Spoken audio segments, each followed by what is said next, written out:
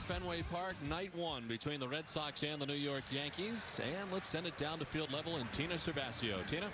Don, of course, a special rivalry in sports, and third baseman Mike Lowell has been here in this rivalry in both dugouts. Drafted by the New York Yankees and coming up through their farm system, his very first Major League Baseball game when he was called up in September of 1998 was Red Sox Yankees. Who did he face? Pedro Martinez was pitching for Boston. It's definitely a different atmosphere between these two teams, and I think it's great. I mean, the fans get into it. You guys go crazy over it. I mean, it's April, for God's sakes, but I enjoy it. You know, I think it's fun. Every game seems like it's close or something strange happens. And Mike Lowell said when he came out onto the field, he heard a lot of, let's just say, choice words from the fans here. Of course, he was wearing pinstripes at the time. So he looked over to Luis Sojo and said, do we hear this all the time? He says, or is it just once in a while? He says, no, no, no, no. When you're a Yankee and you come into Red Sox Nation, you're going to hear this more than any other place across Major League Baseball. And here we are in it again tonight. Don?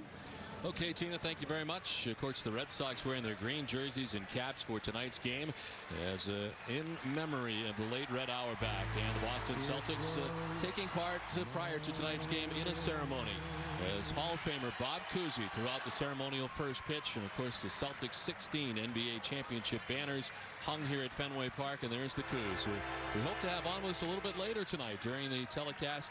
Great to see him in the behind the back as always. Nicely done. As the Red Sox here tonight take the field in their greens to get ready against the New York Yankees for the first time in 2007. Let's check out the visiting New York Yankees starting lineup, brought to you by Rico. Leading it off, Johnny Damon in center field with Derek Jeter at shortstop. Bobby Abreu in right field. Alex Rodriguez at third base with Jason Giambi, the designated hitter. Jorge Posada does the catching. Robinson Cano at second base. Melky Cabrera in left. And Doug Mientkiewicz at first base bats ninth. Tonight's starting pitcher is brought to you by Panasonic, and for the Red Sox, it's the ace, Curt Schilling. After a start on opening day for Schilling, back-to-back wins. Once against Texas, once against the Angels last time out. 8 innings in the game against the Angels, 4 hits allowed and no runs, 1 walk and 4 strikeouts. See those numbers over the last 2 starts for Schilling. In his career against the Yankees, 7-5 with a 4.44 ERA. That's 19 games and 14 starts against New York. The Red Sox defense is brought to you by your Boston area Lexus dealers. They are 6th in the league with 8 errors in 14 games. Mike Lowell at third base, Julio Lugo the shortstop, Dustin Pedroia at second, and Kevin Youkilis at first. Left to right, Manny Ramirez, Coco Crisp, and J.D. Drew. Jason Veritek doing the catching for Schilling. The umpiring crew tonight, Randy Marsh has it plate, Bob Davidson at first base, Sam Holbrook at second base, and Hunter Wintelstead, the umpire, at third. Where available, this telecast can be heard in Spanish by selecting the SAP button on your television remote. Enjoy the game. Buenas noches, amigos. Well, tonight the Red Sox, like the rest of the country, saddened by the events at Virginia Tech, and they are wearing the logos of Virginia Tech on the sleeves and on their caps, and an idea from Jason Veritek and Terry Francona today, and certainly our thoughts and prayers with all of the victims' families. And the flag at half-mast here at Fenway Park as well to begin tonight's ball game as Johnny Damon stands in on the left side. Here we go, the first of 18 between the Red Sox and the Yankees in the regular season. Damon's ready, Schilling is not. Off the backside for an extra moment. 300 start to the season for Damon with a home run and 5 runs batted in. The first pitch is in there for strike 1 to Damon. We're underway.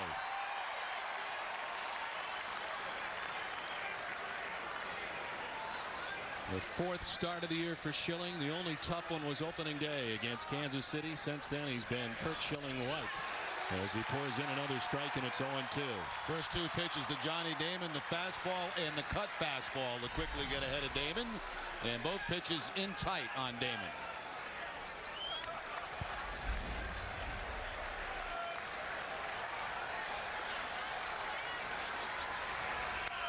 Damon with a late swing. Of course, fouls off a great many pitches when getting down 0-2. Yeah, when you're down no balls, 2 strikes, you kind of expect the ball either in tight or way away. And that time Damon got the ball in tight and somehow was able to foul that off. Derek Jeter waiting on deck. Foul over in his general direction. Damon, one of the better two-strike hitters in the game, as he chops one off the glove of Schilling out towards Pedroia. The throw in time to get Damon.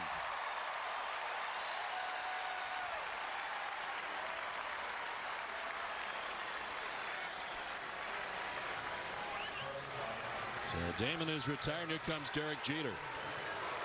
There's been so much talk about A-Rod, but it's been a good start for Derek Jeter also. 323. No homers and 4 runs batted in for Jeter, who has hit safely in 13 of 14 games this season.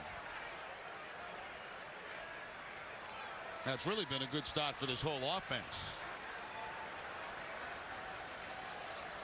Jeter's hit safely in 39 of his last 41 games dating back to last year. Down from third is Lowell, calling everybody off to secure out number 2.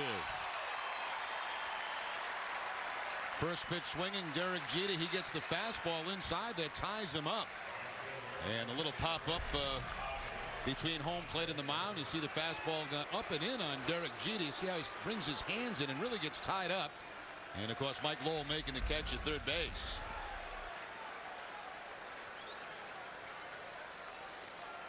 Two down now for Bobby Abreu. At 345 with a home run and 13 runs batted in. And a great homestand, in which the Yankees had a great homestand too. They were just swept the Cleveland Indians, and especially yesterday in dramatic fashion. But Abreu was 8 for 12 in the series, and there is the guy that won it for the Yankees yesterday. It was a collected effort and an amazing comeback as the Yankees entered the bottom of the 9th inning trailing 6-2 with 2 outs when Josh Phelps got it all started with his solo home run to left, his first home run of the year, and then Posada and Jeter each recorded a 9th inning single, extending their respective hitting streaks. And Alex Rodriguez with the game-winning 3-run walk-off home run in the bottom of the 9th. This is to center, sending Chris back onto the track for out number 3. 8-pitch, 1-2-3 first for Schilling. Red Sox coming up.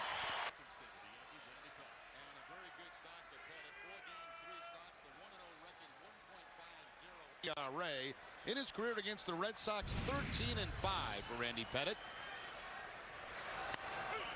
Of course, Pettitte last year with the Houston Astros went 14-13. He made 35 starts a year ago for Houston.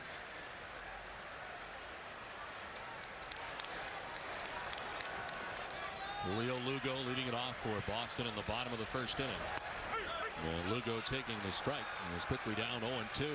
Red Sox will see the fastball, the breaking ball, the cut fastball, which has always been Pettitte's best pitch, and a changeup. Lugo 0 for his last 8 in the last 2 games.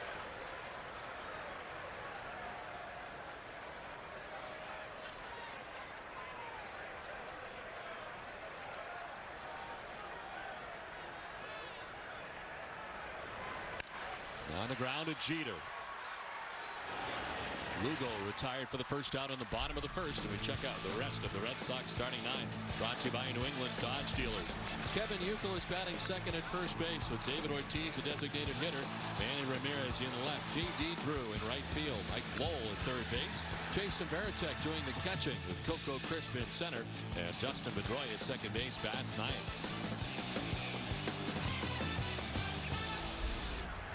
One down in the inning for Kevin Youkilis. A strike over the inside corner.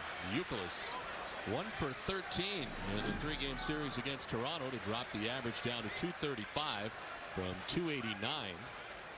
And is 3 for his last 27 on the road. So certainly happy to be back home here at Fenway Park. Now, only 2 players in the Red Sox lineup tonight have not faced Pettitte. Youkilis being one of them, Dustin Pedroia the other.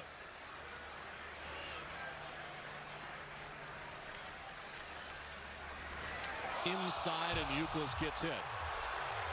In on the hands it appeared, and he is down.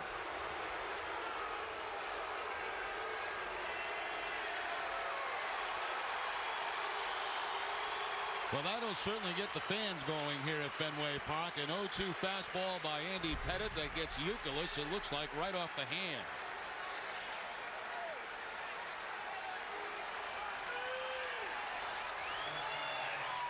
Usually when Pettitte comes inside, he comes inside with the cut fastball, not the straight fastball. That was the straight fastball that time.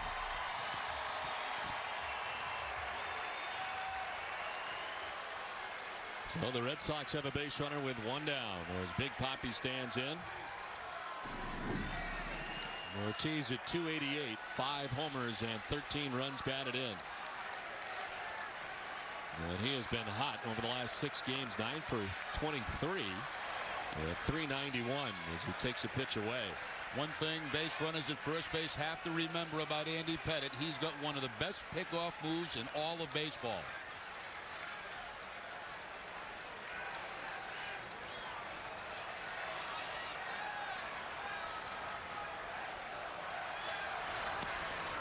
Drop by Posada. It's ball 2 and it's 2-0. No advance for Youkilis at first.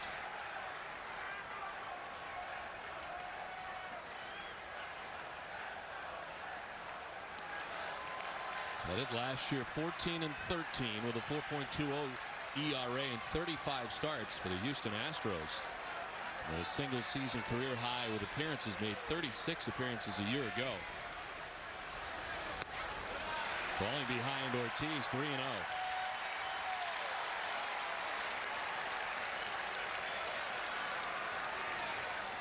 Joe Torre back at the helm of the New York Yankees.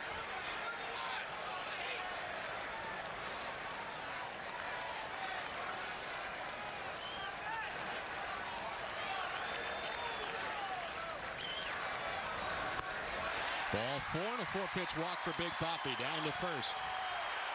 That was interesting. A 3-0 count to David Ortiz. Apparently Pettitte expecting him to have the green light. He stays with the cut fastball on the 3-0 count.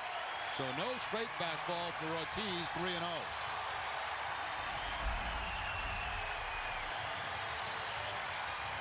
So the Red Sox with runners at first and second on a hit batsman and a walk. 2 on, 1 away for Manny Ramirez. A 200 average, a home run, and 8 runs batted in.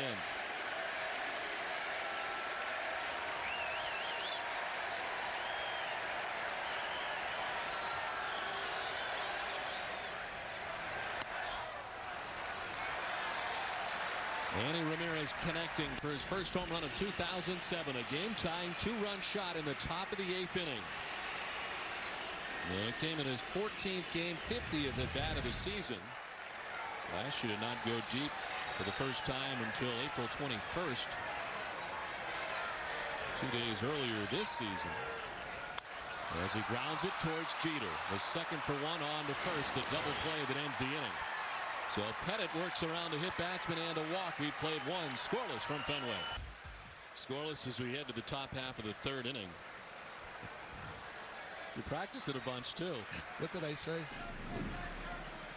It's Jagosinski, right? Right. You said Jeff Jagosinski. Just call him Coach Jags. Had a tough time with names over the last couple of days. Some tough ones. Robinson Cano leads it off, bottom 3rd of the Yankees order. 18 pitches for Schilling, 14 of them for strikes out of the gate. Cano at 268. It was just a 1 for 11 on the homestand for the Yankees. 0 for 4 yesterday in the final game of the series against the Indians. That's the straight change from Curt. Schilling used quite a bit of those in his last outing against the Angels.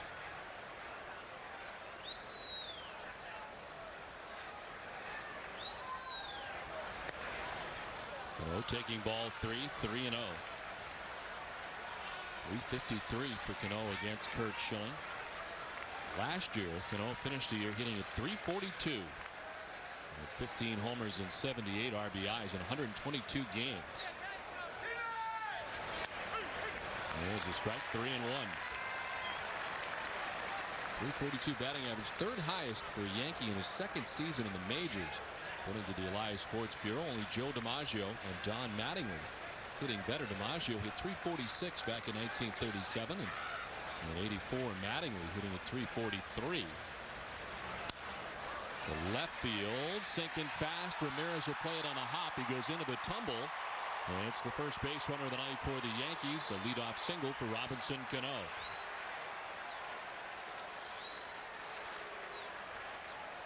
Even with Manny playing very shallow, can't quite get to this one as he sees the backhand and it bounces on the grass before heading into the glove, but almost made a terrific play on that because he does play shallow in left field.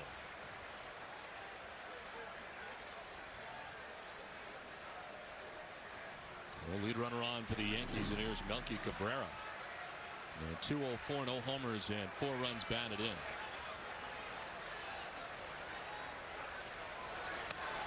As Cabrera, of course, seeing time with Hideki Matsui on the disabled list for the Yankees. Of course, did a lot of that last year when Matsui was injured, fracturing his wrist against the Red Sox. Matsui, incidentally, scheduled to make a rehab appearance with the Class A Tampa tonight. He was placed on the 15-day DL on the 8th of April with a strained left hamstring. He was injured while running out a ground ball in the second inning of a game against the Baltimore Orioles. So he is on the DL for the second time in his career, something that is very strange for him. You got to remember that Matsui played 518 consecutive games to start his major league career before fracturing the wrist last year, and injured again this season for Joe Torre.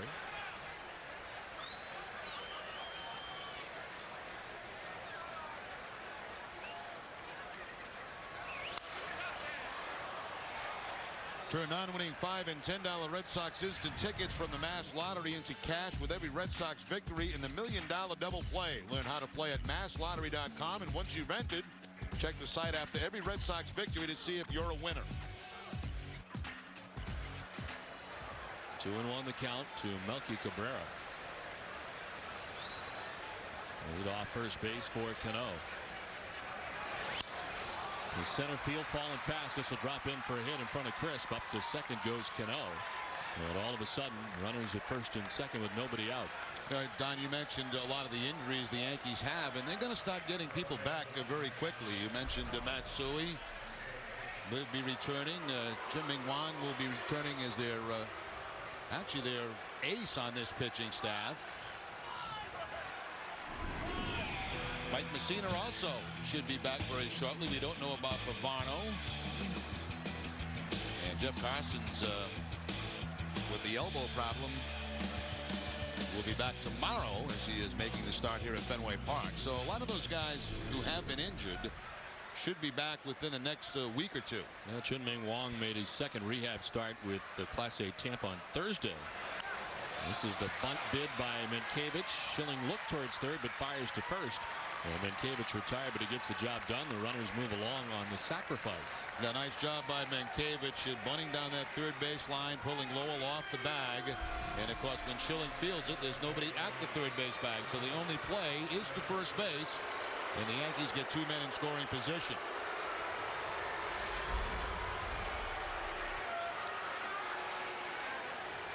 In Mankiewicz, they pick up a number 9 hitter and a very good defensive first baseman, as we know from his time here in Boston. Yeah, only Travis Lee among active first basemen have a better fielding percentage. You know all about Doug Mankiewicz and his fine defense. As Damon stands in for the second time against Schilling, grounded out to second base, first time up. And Schilling starts off ahead.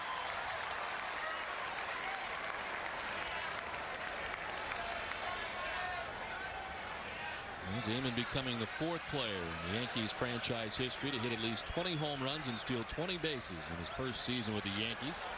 Joining A-Rod, Ricky Henderson, and Bobby Bonds, all who did it prior to Johnny Damon. Now Schilling thought he had strike 2 here against Damon, a cut fastball, but did not called by Randy Marsh. It's the same way he started Damon in his first at bat. Fastball, then cut fastball.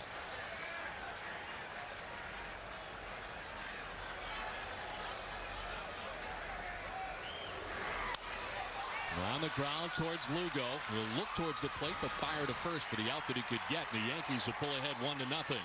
Damon retired, but he picks up his 6th RBI of the season, and the Yankees strike first. Plus, at this stage of the ball game, Red Sox playing that infield back, and the only option for Lugo. He took a peek at third base, had no chance there to get Cabrera, so he gets Damon at first. Yankees pick up the first run. There's the look to third. No chance at third base. Get the sure out at first.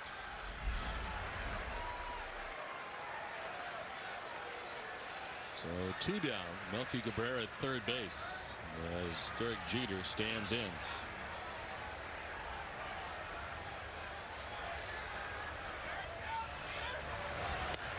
Swing and a miss for Jeter.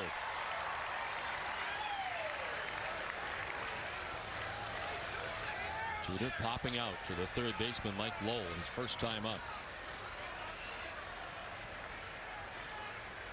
Jeter coming in with a 10-game hitting streak into tonight's action.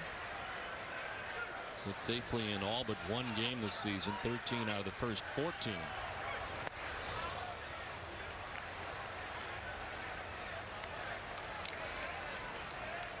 And of course, finishing second in the American League MVP voting last year to Justin Morneau. And winning his third consecutive Gold Glove Award.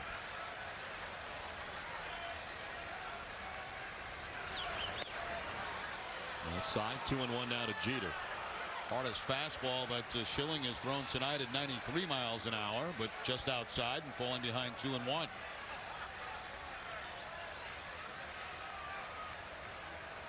Bobby Abreu waits on deck, 2 down here in the top of the third. Melky Cabrera at third base. Larry Boa over his shoulder, the third base coach.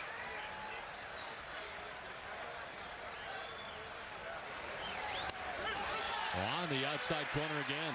And it evens up at 2-2. Jeter with words for Randy Marsh. Yeah, I'm not happy about that call. It seemed like the pitch before was almost in the same spot. This time it's more of a cut fastball, as you can see, by Schilling. This time Marsh calls it a strike. Well, it's kind of a guessing game on that outside part of the plate right now.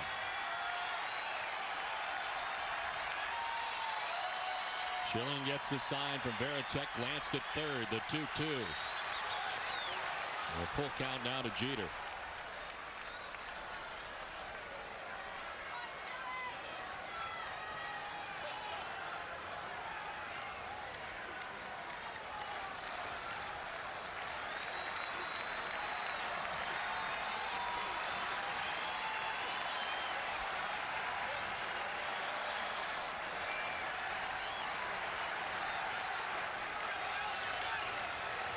Three-two pitch.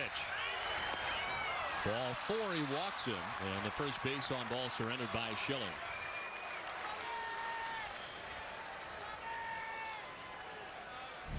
Boston Red Sox baseball on Nesson is brought to you by Half-Lap. Olympia Sports, the official sporting goods retailer of the New England Sports Network. And by Dunkin' Donuts. 2 down here in the top half of the third inning. The Yankees have drawn first blood as they have the 1-0 advantage, looking for more with runners at first and third and 2 down. And Abreu with some timely hitting so far in the season, 4 for 7 in this situation.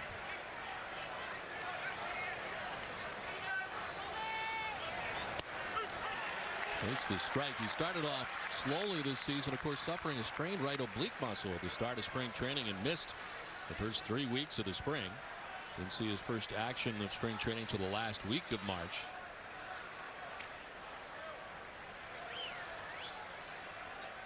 Walks a ton. He led the majors with 124 walks last year and has reached the 100 walk plateau in 8 consecutive seasons.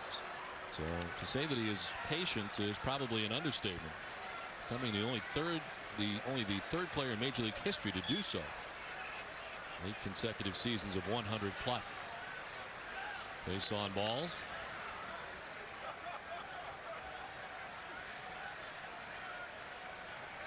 The 40th pitch of the contest for Curt Schilling with 2 outs in the third.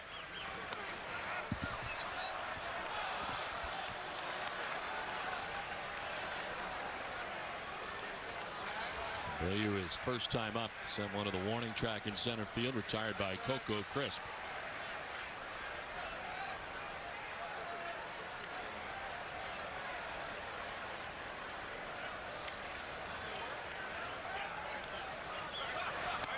Swing and a miss, 2-2. Splitter that time from Schilling.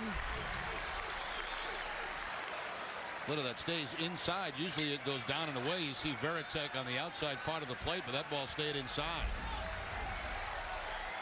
Having to expend his most energy so far here in the third.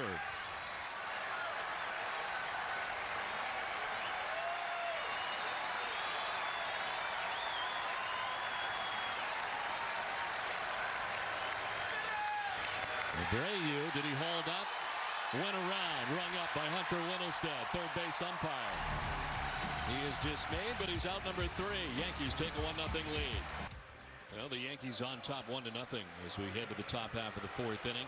Andy Pettitte getting out of a bit of a jam in the third, got Ortiz to ground into the shift. Schilling returns to the mound, 42 pitches so far tonight for Schilling.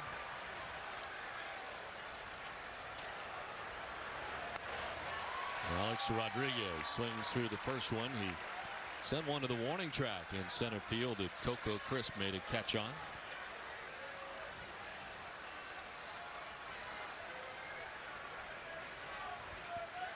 He's got 10 home runs on the season. The Yankees so far as a team 8-1 when he homers as he sends one to deep left back towards the monster seats and gone.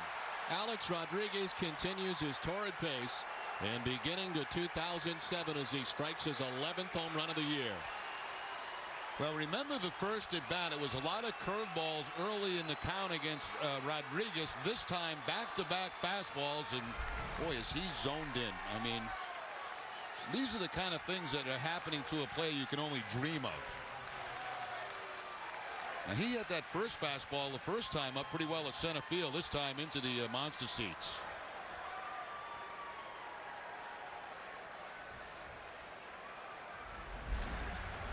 Well, the leadoff home run for Rodriguez. Here is Jason Giambi. Giambi hit one to the warning track and left his first time up. What an amazing run for A-Rod this season. It's hard to say the Yankees are 8-1 when he homers in a game so far this season.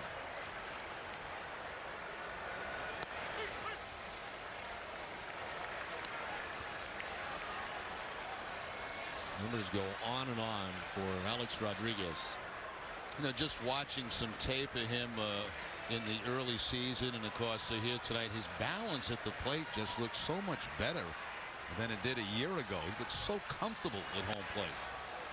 He'll be chopping it off his foot foul.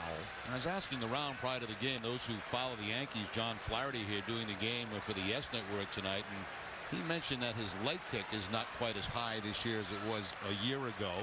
And of course, if it's not as high, you know, your eyes don't move quite as much. You have better balance.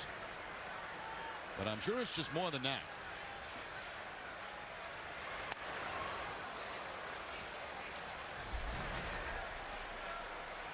Still has that leg kick, but you see the weight stays back instead of coming forward. I mean, he's just in perfect position to hit when he lands on that front foot.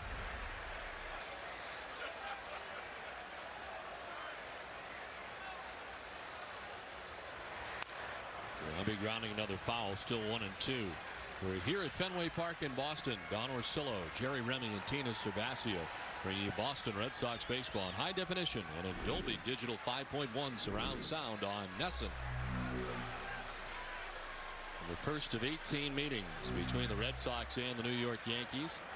The Red Sox have had the misfortune of losing 7 straight home games to the Yankees here at Fenway Park. Last win for the Red Sox May 22nd of last year, and Curt Schilling was the winner as he strikes out Giambi's second K for Schilling. Both strikeouts for Schilling on the split-fingered fastball. He got Abreu to end the third inning, and now the splitter here for the strikeout against Giambi. Well, yeah, the 5 wins last year here at Fenway put the Red Sox to sleep for the rest of the season. That effectively ended the season for the Red Sox. That was it. It was a trip to the West Coast, and once that was over, it was a long final month of the season. We mentioned Joe Torre back at the helm, and when he's not, it's going to seem strange after all this time in his 12th season as the manager of the Yankees, the longest interrupted tenure of any Yankees manager since Casey Stengel, skipper of the club for 12 consecutive seasons from 1949 through 1960. Only the third manager in Major League history to win 90 or more games 10 times in an 11-year span, joining John McGraw, Casey Stengel, I previously mentioned Bobby Cox. It's been a long run, but who knows? This is the last year of his current contract. He said he'd like to stay here beyond this year. But it'll be interesting to see whether that happens or not. And largely that may depend on how far the Yankees go this season. As it has been a while for the Yankees. They've had some great runs, winning the division a bunch, but that's not what they come for. They come for championships, and it has been a long spell.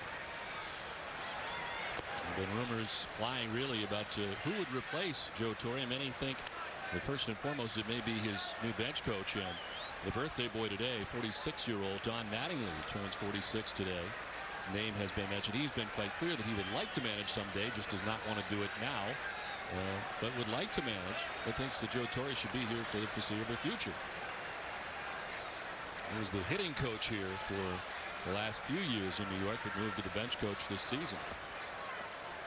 Well, you know, Joe has been very popular, of course, with Yankee fans, and for good reason. And if he did decide not to return to the Yankees, Yankee fans would certainly welcome Don Mattingly because he's always been a very popular Yankee. Down the line and in for a hit. Manny will chase it to the corner, able to play it barehanded, but into second base with a one-out, well-placed double goes Jorge Posada. Again, that curveball from Curt Schilling, which was effective for him in the first couple of innings. This time Posada slicing it down that left field line.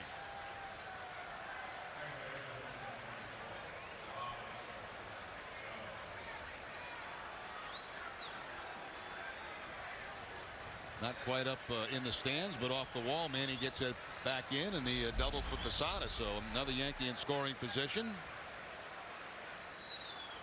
So one down. Posada at second. It brings up Robinson Cano.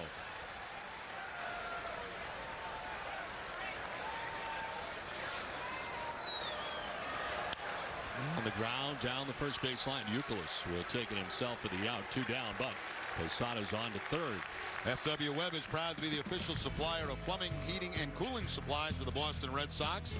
To learn more about how FW Webb can help you, contact your local professional contractor or visit fwweb.com. FW Webb, we've got it. So 2 down, Posada 90 feet away, and it brings up Melky Cabrera. A single to center field his first time up. One of 4 Yankees hits.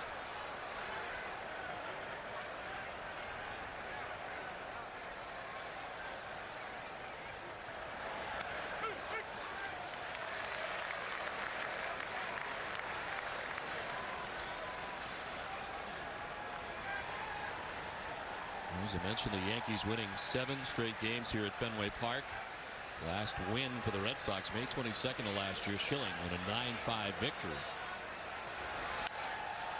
As this one popped up foul off to the left. Last year, the Yankees winning the overall season series 11-8. And of course, after the 3 games this weekend, they'll play again next weekend at Yankee Stadium.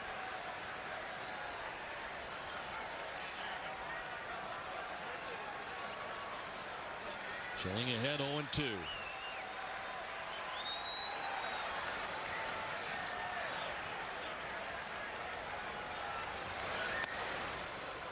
Cabrera doesn't chase, up top 1-2.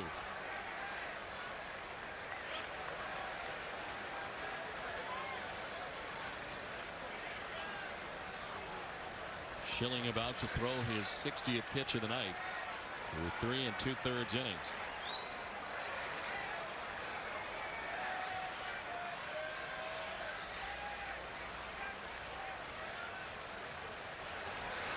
Cabrera lifts a fly ball at Coco Crisp in center for the final out. In the top half of the 4th inning, Alex Rodriguez leads it off with a home run that puts the Yankees on top 2-0. 2-0 now, Yankees on top as we head to the bottom of the 4th inning. A change for New York. They've got a new catcher. Will Nieves is into the game. And Jorge Posada comes out. Not sure what happened to Posada. He doubled in that inning and was left at third base to end the inning and does not come back out to catch. So we will look for a further report from the press box as we head to the 4th, and Manny leads it off. Watch Posada now, the base hit down the left field line. Let's see if Any kind of limp happens when he comes along to second base. It doesn't appear like it's anything major. But Posada leaving the ball game, and Nieves now in there.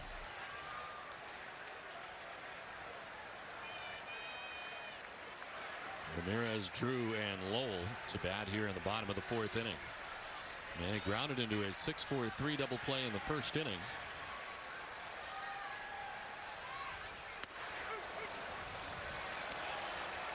The key matchup is brought to you by Killings. And against Pettitte, 3 home runs, .417 average, and that includes grounding into the double play in the 1st inning.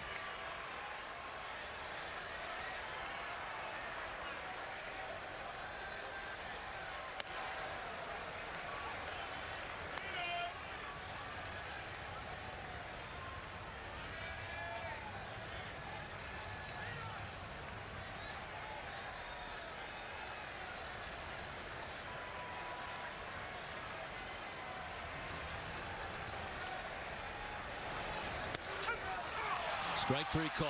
Manny strikes out. It's the 2nd strikeout for Andy Pettitte. 1 down in the 4th. Well, Manny in his career, as we highlighted, great success against Pettitte. That's the fastball outside corner for the strikeout. It was a changeup in the 1st inning. They get Manny to ground into the double play. So Pettitte right on target early in this ball game. 1 down for J.D. Drew, who singled to center field his first time up, one of only 2 Boston hits so far tonight. Terry want to send along a speedy recovery to 13-year-old John Shea, who was released from Children's Hospital today after a few surgeries. All our best to John. He's a huge Red Sox fan, especially a big fan of Big Papi. So get well soon, John. We're all thinking of you.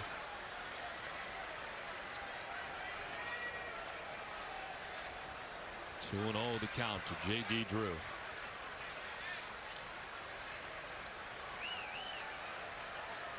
The 50th pitch of the night for Andy Pettitte. And it's cued foul off the end of the bat. Well, a chance here for J.D. Drew to get his feet wet in this great rivalry. Baseball's best, the Red Sox and Yankees. Of course, his career in the National League and part of some of the Dodgers rivalries, but I can promise you there's nothing like this, and I'm sure he's feeling it. Now both managers, Terry Francona, Joe Torre, both downplaying obviously this first series between the Red Sox and Yankees. 19 times they'll meet. Joe saying that regardless of what happens this weekend, nobody's going to be out of the race. A lot of baseball left to be played.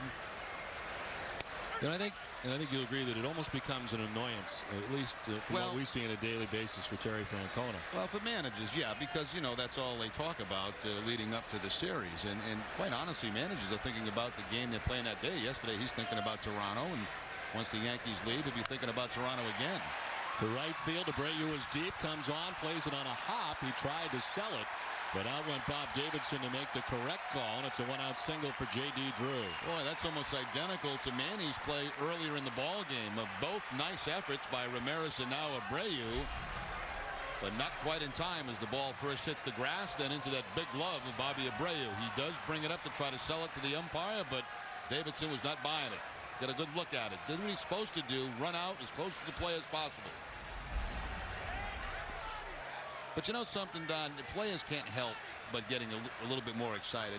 Not because it's everything that surrounds it. You know, the reaction from the fans, it's always different when it's a Boston, New York game. Well, from the manager's standpoint, as you pointed out, I mean, they got to worry about that day. And it starts, like, for instance, when we got to Toronto, there were 3 New York writers already there getting ready for their Yankee previews. And, of course, Terry's getting ready for Roy Halladay and the rest of the Toronto Blue Jays in the 3-game series, which is certainly a battle against the Jays. And their focus certainly just on this weekend and this series. So for the manager trying to worry about that game, it's troublesome, but he did a very good job, I thought, handling a lot of the New York writers. Off goes Drew on the first pitch, and he is going to be very out at second base. Will Nieves throws him out, 2 down. Well, we mentioned Pettitte has one of the best pickoff moves, and that's a very late start by J.D. Drew, and you'd have to wonder was there a sign missed? Was that a possible hit and run put on? I don't know. I'd be very surprised down 2-0, but see Drew looking in almost like he was expecting a hit and run. I have a feeling someone may have missed a sign. I mean, if Lowell drives one towards the wall and off the scoreboard. Hit so hard, now he will turn and stop at first base. And a long single for Mike Lowell. You know, getting back to that caught stealing, when you don't have a good jump, and certainly J.D. Drew did not have a good jump and he knew it, but still continued to go, it leads you to believe that maybe there was a play on it. I mean, watch how late he gets started towards second base. I mean, Pettitte's throwing the ball home, but he's peeking in like he's expecting a swing from Mike Lowell. No swing, and he's out by a long margin at second base. So I don't think that was a straight out steal.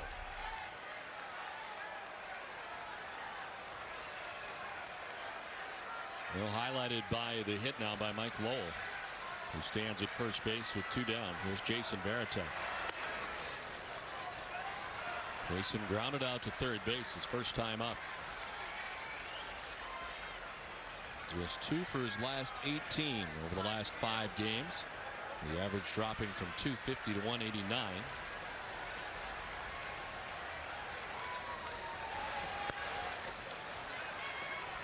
Get the Sunday Globe's award-winning sports coverage every week. Call 800-984-5335 today for 50% off home delivery. The Boston Sunday Globe start the week off right.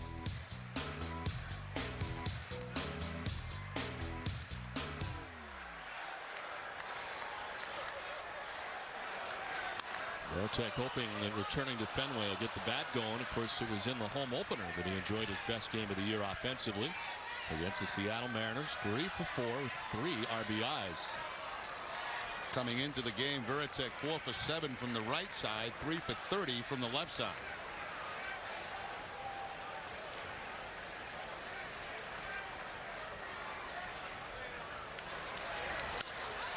To deep right field. Abreu headed back towards the track at the wall. It's gone into the bullpen. The captain has tied the game at 2.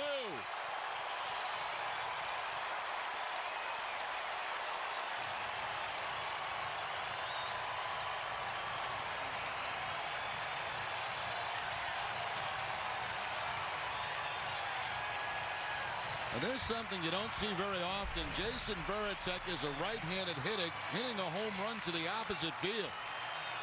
That looked like it might have been a cut fastball that stayed out over the plate, and Varitek into the Red Sox bullpen. So more success hitting right-handed, and that quickly the game is tied. Well, Coco Crisp with a big swing and a miss. 2 for his last 17 coming into that at bat, and a 2-run home run.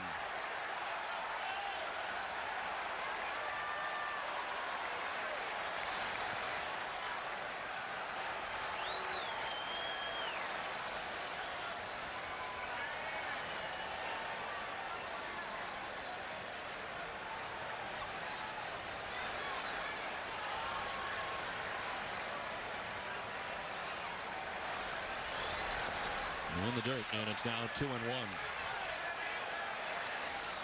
One more look at the Jason Varitek inside-out swing to the opposite field. This swing keeps his head down in the ball as long as possible, almost sees contact. 13 home runs for the Red Sox, the first of the year for Jason Varitek.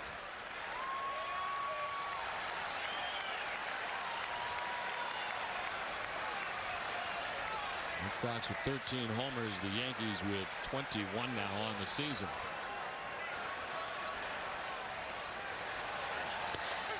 And a strike to Crisp, and it's a full count.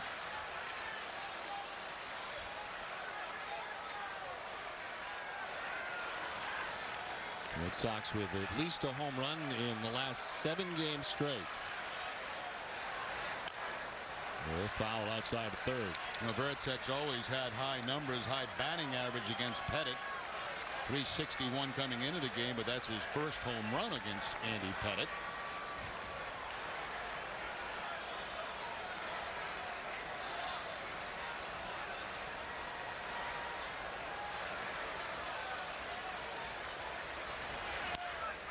Chop left side. Jeter with a backhand. Crisp is gone, and so are the Red Sox, but not before Jason Varitek ties the game at 2.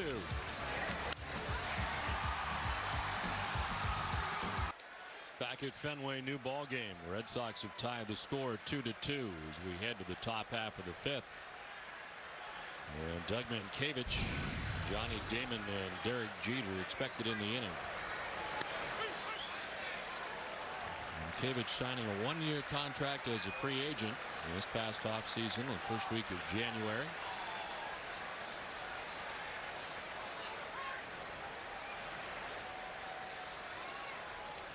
Mankiewicz spending last year with Kansas City. And a season with the Mets after leaving Boston after the 2004 championship. Perhaps a lot more heard about Doug Mankiewicz after he left than while he was here. And Ballgate.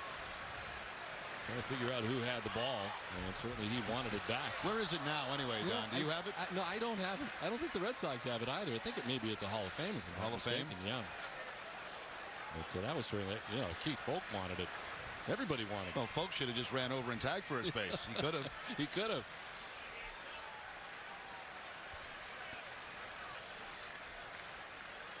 We saw 49 games in a Red Sox uniform, hitting at .215.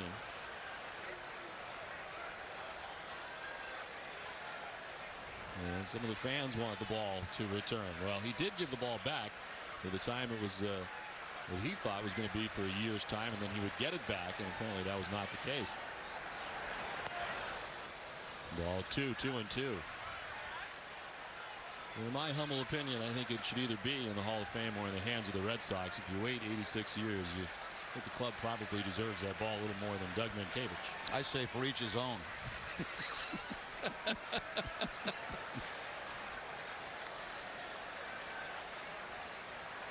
The 2-2 is outside, ball 3. I don't think Schilling feels quite as comfortable tonight as he did in that last outing against the Angels. He's battling. Just misses the outside corner with the fastball there against Mankiewicz.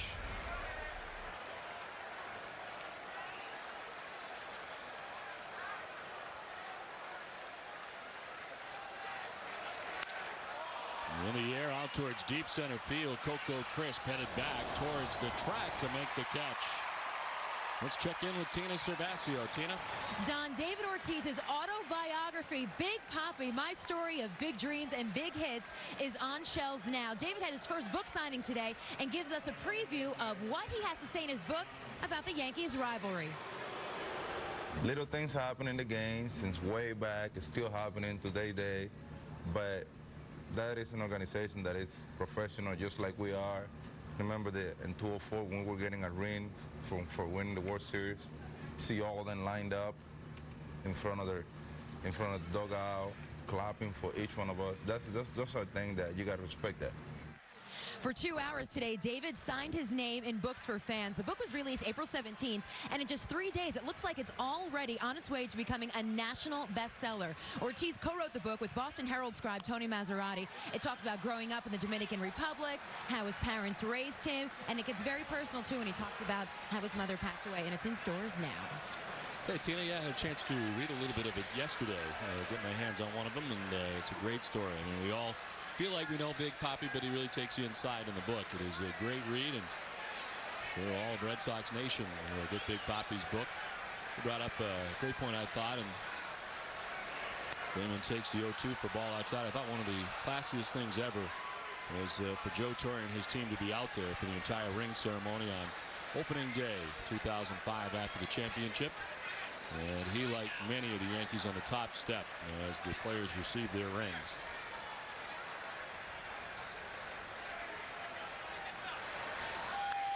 And it slaps it foul, still 1-2.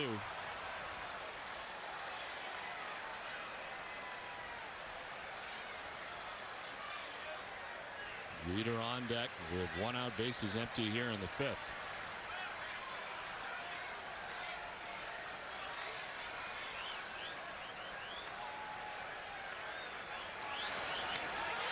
Strike 3 call. Schilling strikes out Damon, 2 down.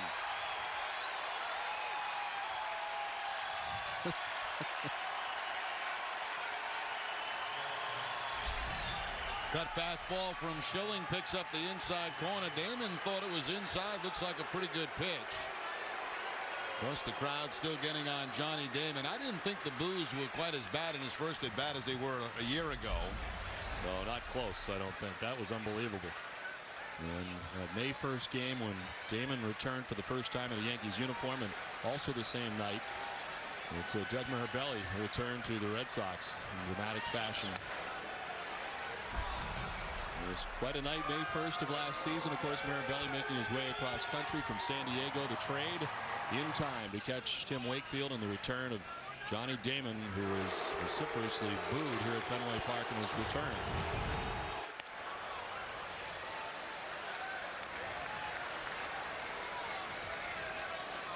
Terry, you've been here a long time. Do you remember any kind of reception like that for a player who came back?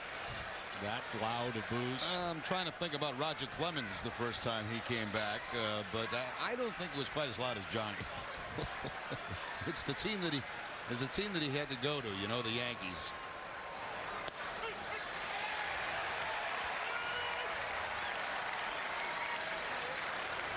So many players have come back since with other uniforms, the Orlando Cabreras of the world, and the reception has been much different. Yeah, Johnny signed with Kansas City. We got to stand an ovation.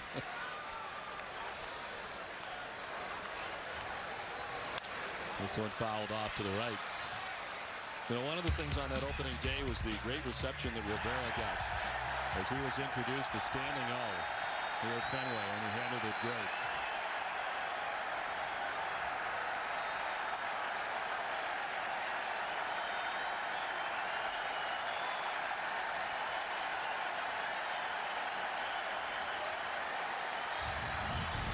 One of the greatest maybe ever, but had his problems with the Red Sox. The left field for Derek Jeter, and a 2-out single for Jeter. The Yankees pick up their 5th hit of the night. Again, I'm going to mention this is not easy tonight for Schilling. I don't think he feels he has his best stuff. He's trying to battle through this ball game. It's a 2-2 game. There's a splitter that stays up in the zone, and Jeter picks up the base hit with a couple of strikes on him. It's the kind of game, you know, when you're a veteran pitcher like Schilling, and you know you don't have your best stuff, but you try to find a way to get through it, you know, and he's doing that right now. Where a younger pitcher maybe wouldn't be out here this long.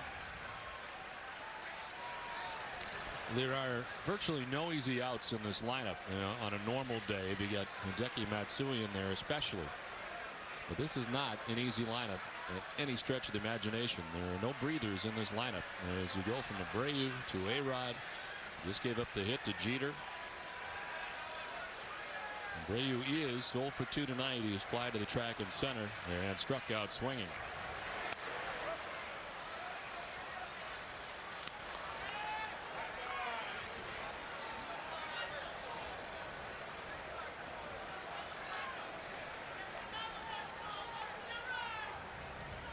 Giambi in the hole. And on and on.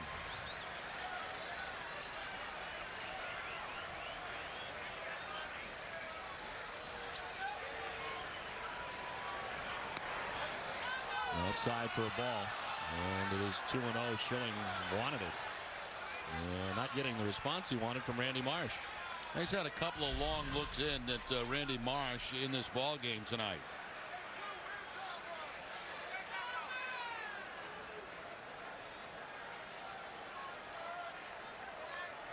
Something said by Schilling, and then Marsh responded by emphatically putting up the 2-ball no strike count with the hands. Baritek out to help Schilling calm down here a little bit as Randy Marsh looks on.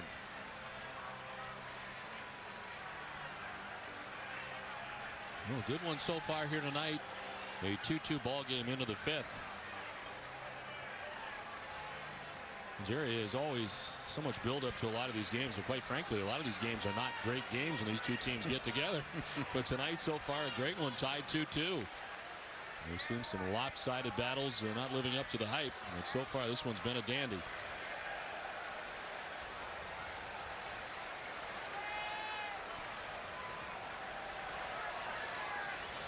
Toss to first, and Jeter back on the bag. One steal this year for Jeter, but he has been caught twice. Usually Jeter has an excellent percentage as far as base stealing goes. Last year the Red Sox and Yankees had 3 one-run games. Abreu lines it to right. Deep was Drew. It's in for a hit. Jeter up to second. And all of a sudden the Yankees have something going here with 2 down. Yep, the 2-out base hit by Jeter on a splitter. A base hit now by Abreu on a fastball from Schilling. And that brings the hottest man in the world to the plate, A-Rod.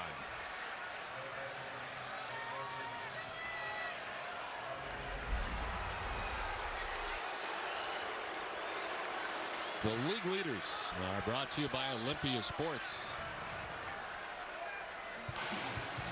This is a pretty amazing stat. Since 1996, there's only 1 RBI between A-Rod and Ramirez difference. And that RBI is the home run that Alex Rodriguez hit in his last at bat in the 4th.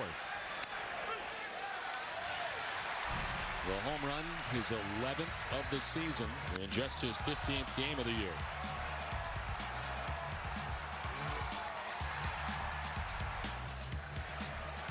And out the tie, but New York on top, 2-0. Since then, Jason Varitek has tied the game 2-2.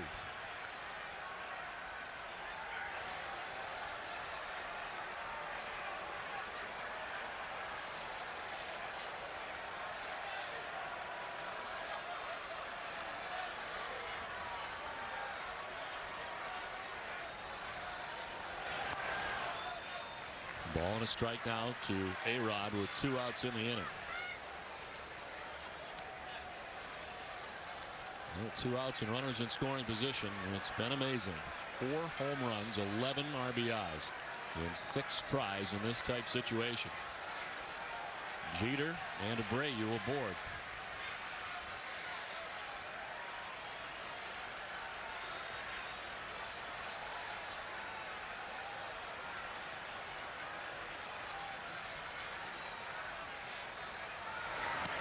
Swing and a miss.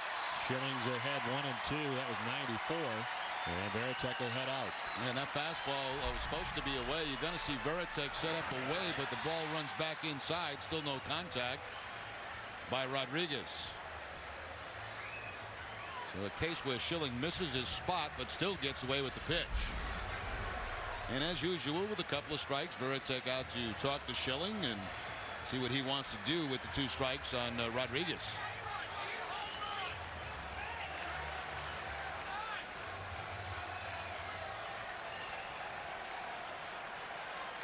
All this coming with 2 outs in the inning after Schilling got Minkiewicz to fly out, Damon to strike out.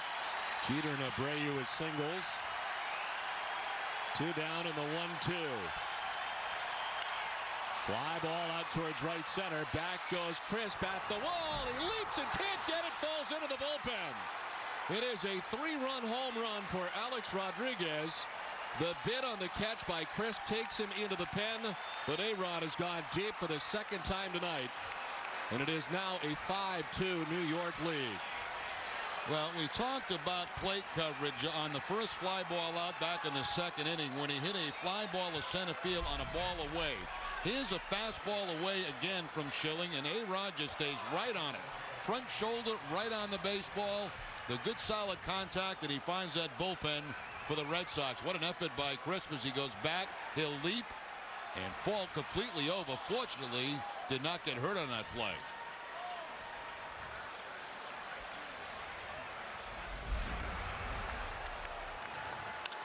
Now it is Giambi into right and dunks one in front of J.D. Drew.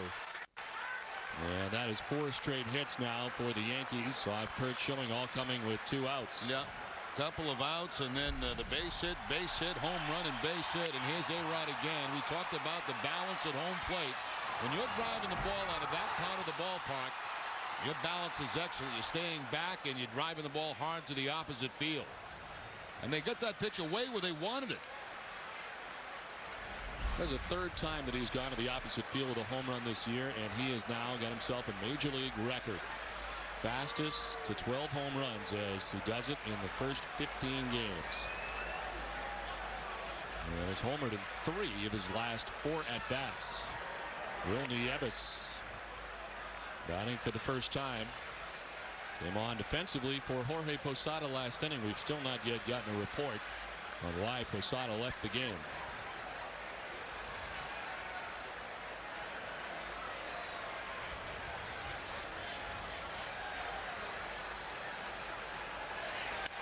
On the ground at Lugo. Will go the easy way to second to conclude the inning. But a 3-run home run for Alex Rodriguez has the Yankees on top now 5-2. 5-2 Yankees on top. It's time now for Tina Cervasio on the Jordan's third base deck. Tina? Thank you, Don. I'm at Jordan's Pavilion with the fans on the third base deck. Now, this offseason, it was well documented that the Yankees wanted to negotiate with Daisuke Matsuzaka just as bad as the Red Sox. Well, this winter, I spoke with General Manager Brian Cashman about how he felt when he lost the negotiating bid to the Red Sox.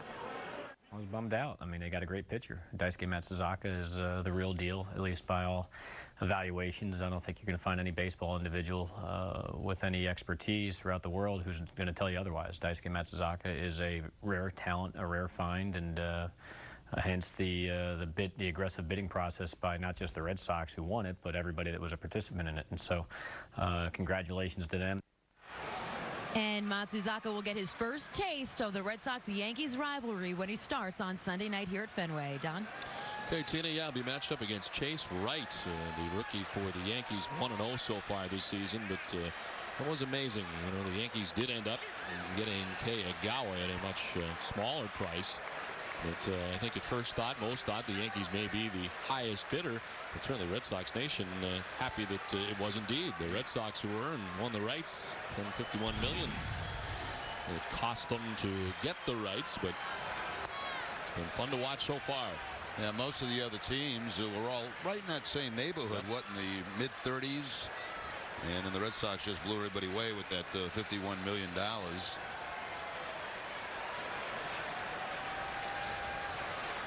Red Sox with J.C. Romero now into the game after 7 innings from Schilling. Cora takes over at second base. Pedroia had been hit for by Willie Mo Pena. And here's Alex Rodriguez. He's homered twice tonight. He faces J.C. Romero.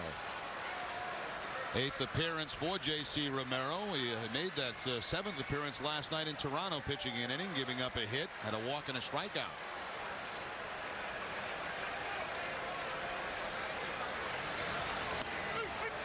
The pitcher striking the count is 2-2. You know, you can debate all day whether Scott Boras is good or bad for the game from a fan perspective. The players will tell you, obviously, that he has done amazing things for them. But certainly, I think for those who watched the Matsuzaka posting and everything that took place after that, had to really appreciate the work that he does from an agent standpoint. I mean, virtually there was not much leverage. Wow. As only missing for ball, not by much. You got A-Rod jumping away here, but it looks like a strike. And J.C. Romero thought he had a strike as he turns his back to home plate. The Boras appeared to create leverage that was really not there. I mean, it would have been very difficult, I think, for Daisuke to go back to Japan, and by all accounts, they didn't really want him back, as this one is lined into left field. To the corner, and Ramirez over to dig it out. Heading for 2 is Rodriguez. And the night continues for A-Rod. Well, the average now for Alex Rodriguez up to 377. This is a changeup from J.C. Romero that stays up. And again, that great balance. I mean, he's just seeing the ball so well right now. And everything off his bat is a line drive. Even the out that he hit to center field tonight was hit pretty well back in the 2nd inning.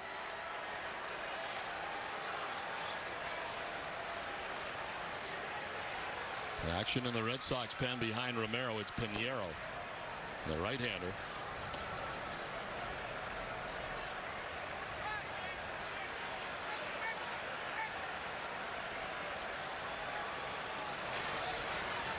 Shift on for Giambi, who stands in.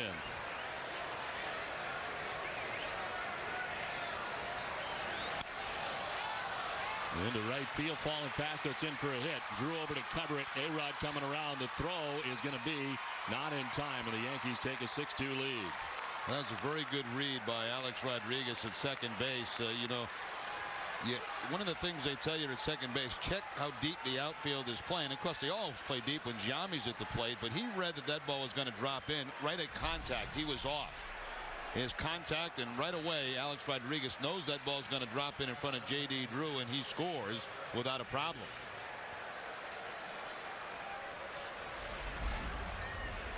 Another pinch runner for Giambi at first base.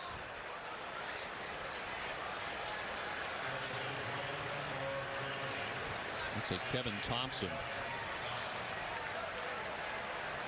There it is indeed, who runs for Giambi at first.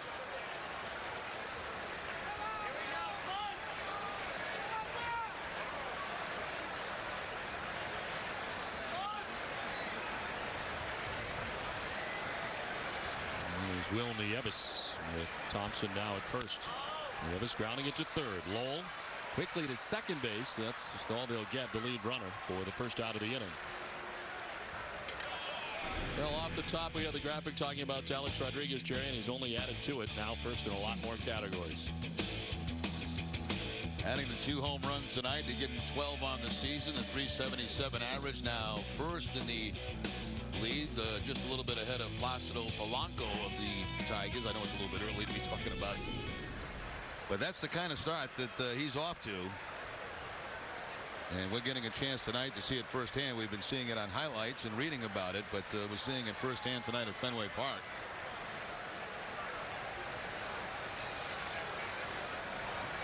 Here's Robinson Cano. Cano with a single in the third inning. Grounded out to first and then fly to center.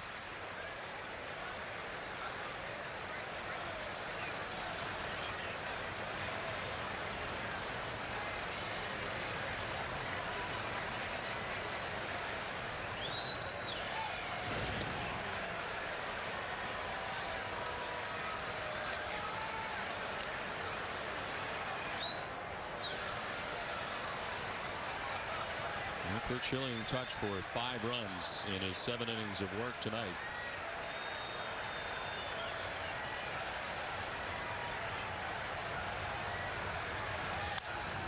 And the ground foul beyond the Red Sox dugout, and that is a packed photographer's well. Not much room to move, but a ground ball over in that direction.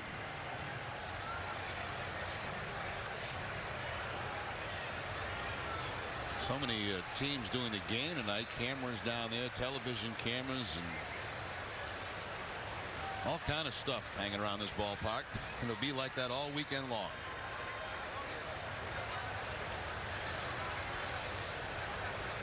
Of course, unfortunately for us, we're unable to do a game after tonight. No, we're done. One and done. Fox tomorrow and ESPN on Sunday night. Cano takes it the opposite way to deep left, back towards the wall and high off the wall. Then he plays to Karen, quickly back in, holding Cano to a long single. As to third base. On the wall ball single goes Nieves. Now those hits starting to pile up now for the Yankees as Cano goes to the opposite field, high off that left field wall. And if he'd have been running out of the box, he may have had a double. He was looking at it. Man, he plays it with the bare hand and gets it back into second base. So that kind of keeps a double play in order for the Red Sox. Up comes Terry Francona. And with Melky Cabrera coming to play, looks like he's going to go for Joel Pinheiro.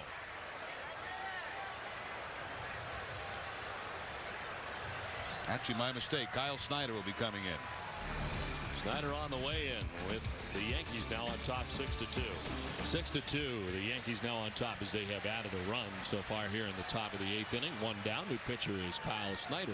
5th appearance for Snyder. The last time he worked was in that series against the Angels. It's been a long time. That was back on the 16th when he worked an inning against LA. Opponents hitting 167 off Snyder. 3 1/3 innings total for him. Nieves at third. Cano across the diamond at first with 1 out. Melky Cabrera the batter.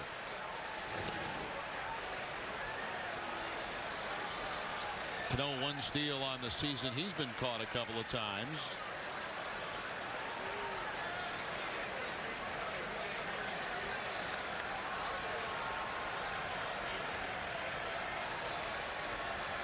single in the third for Cabrera sends innings flying to center and grounded out to first.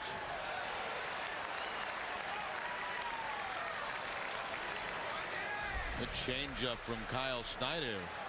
Cabrera obviously looking fastball first pitch, fooled by that changeup.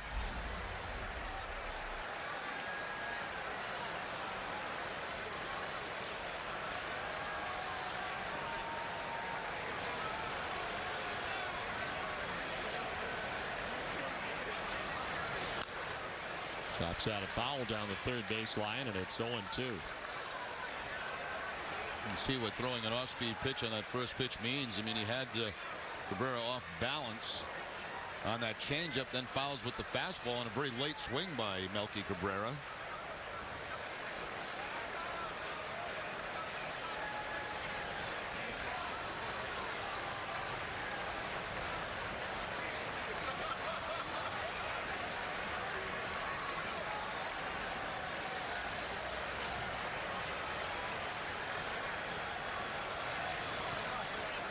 Cabrera really getting a chance to play a lot last year in the absence of Matsui, and of course Sheffield going down also. Being very valuable, ended up in 130 games after starting the season with the Columbus Clippers to begin the year last year. 31 games at AAA, but 130 with the Yankees.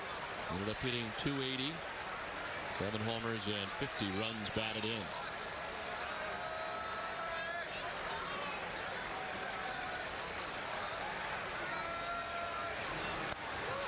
Was up top to get him, foul tipped into Veritek's mid. And we kind of had Melky Cabrera confused right from the first pitch of that at bat when he threw him a changeup. Here he goes up and out of the zone with the fastball and throws it by Melky Cabrera. Melky Cabrera, remember when he first came up, he made an error, but then last year played very, very good defense for the for the Yankees. Only 12 outfield assists last year for Melky Cabrera. And we'll show you in a little while a catch he made against Manny Ramirez.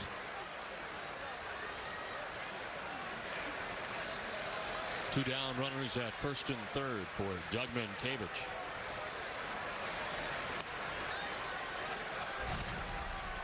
Through the last season with Kyle Farnsworth on the mound, and Manny sending one deep until robbed by Melky Cabrera.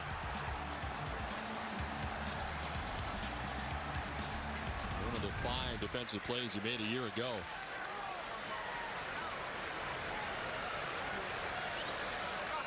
Left to third and to first does not throw to either location.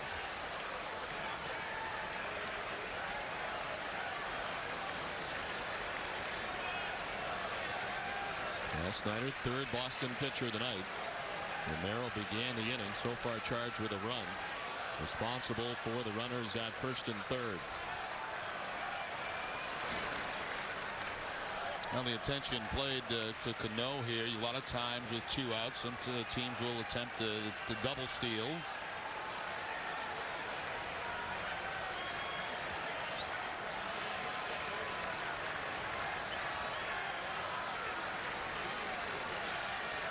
Five stolen bases for Cano last season. Pitch in the dirt. And to pull off that play, you don't need the speed at first base. You do need some at third. Now, it's Nieves at third base, not great speed there. And a lot of times when they do try that play, it's when a hit is down a couple of strikes in the count.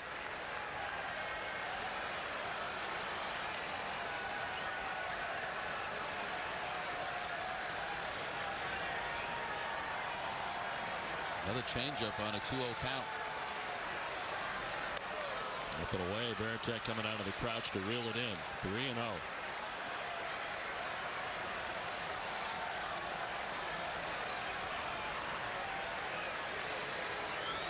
The top of the Yankees order, Johnny Damon waiting on deck with 2 outs here in the 8th.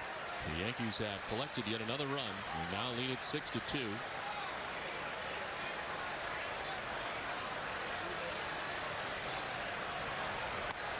Ball 4, and he walks Mientkiewicz just to load him up for Johnny Damon.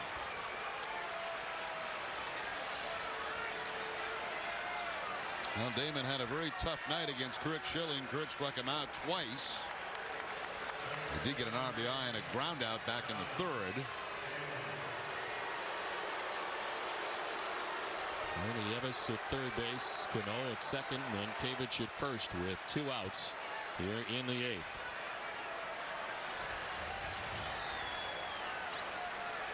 As I mentioned, the tough night for Damon. 0 for 4, a couple of strikeouts against Curt Schilling.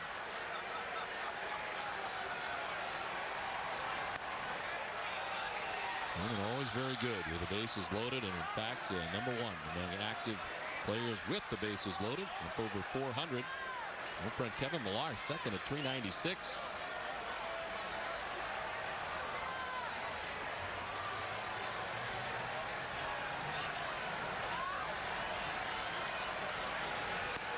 Swings through that. The count evens at 1-1.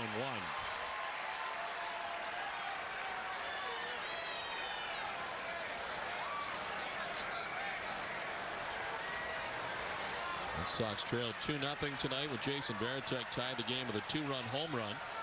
The Yankees on a 3-run shot by A-Rod pulled ahead 5-2. They've added another, and now Damon grounds to second. Cora's throw to first base ends the inning, and Snyder gets out of any further trouble as the Yankees leave him loaded, but it's now 6-2 New York. Well, David Ortiz at second base, a leadoff double. Luis Vizcaino into the game. Now, he was part of that trade that sent Randy Johnson back to Arizona, making his 10th appearance. Manny, 1 hit off him. It's a home run.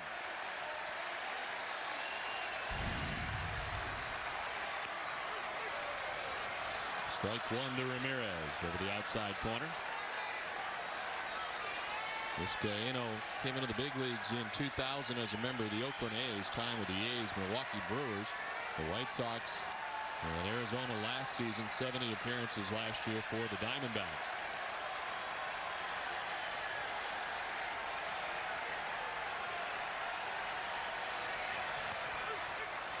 Back-to-back sliders to start off Ramirez, and quickly it's ahead in the count 0-2.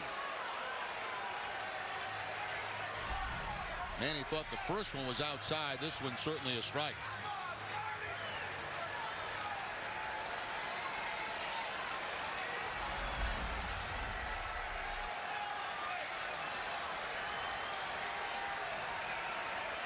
Mariano Rivera up in the Yankees pen.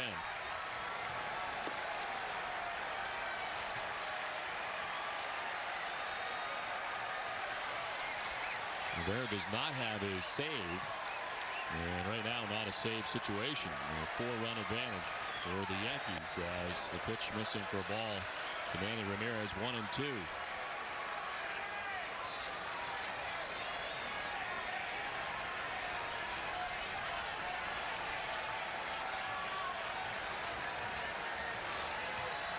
Mike Myers started the inning facing just David Ortiz. Red Sox have a lefty and J.D. Drew waiting on deck. And Joe Torre electing to have the right-hander Luis Vizcaino face Manny. As he evens the count now at 2-2. Mentioned Rivera. Rivera hasn't worked since last Sunday, and in that game, that's when he gave up that walk-off home run to Marco Scutaro. But he's been off a few days.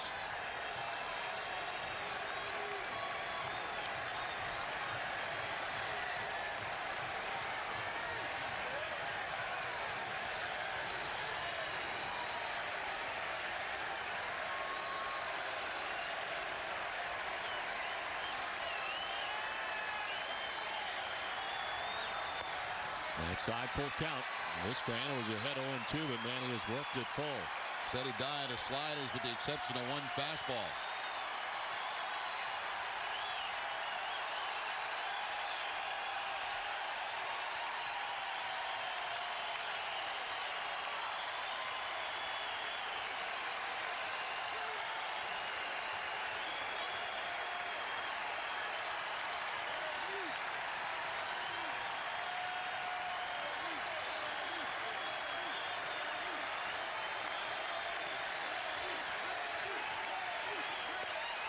Ball 4, he walks in.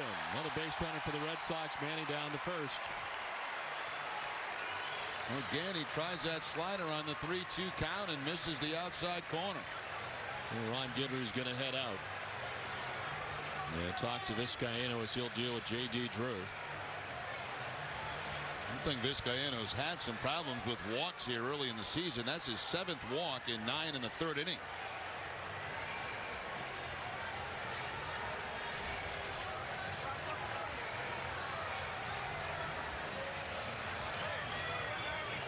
Well, stay tuned after the game for WB Mason Extra Innings and Granite City Electric Extra Innings Extra with Sean Caron and Dennis Eckersley. They'll bring you all the post-game reaction from Game 1 of this series. You'll hear the comments from both clubhouses and the live press conferences of Terry Francona and Curt Schilling. It's all right after the game in high definition on Nesser. First and second, nobody out. J.D. Drew 2 for 7, couple of home runs in his career against Luis Vizcaino. Swing and a miss at the first pitch. He's had a nice night tonight. 3 hits in 3 at bats, 2 singles to center and a single to right.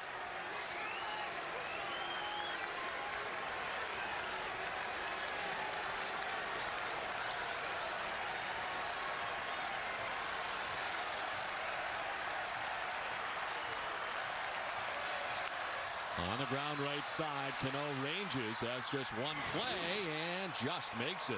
Close play at first, but Drew is out. On to third goes Ortiz. Ramirez to second, 1 out in the inning.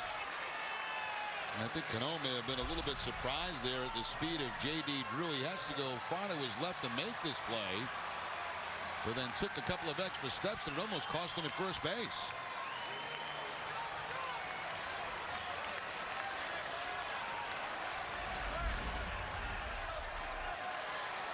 So 1 down, second and third, and it brings up Mike Lowell. Ran it into a double play, single, and reached on a fielder's choice. 1 for 5 in his career against Vizcaino.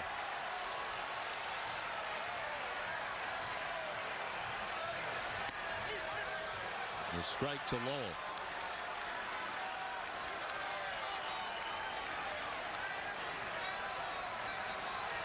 Jason Varitek waits on deck. He supplied the 2 runs tonight for the Red Sox with his first home run of the season. He was back in the 4th inning.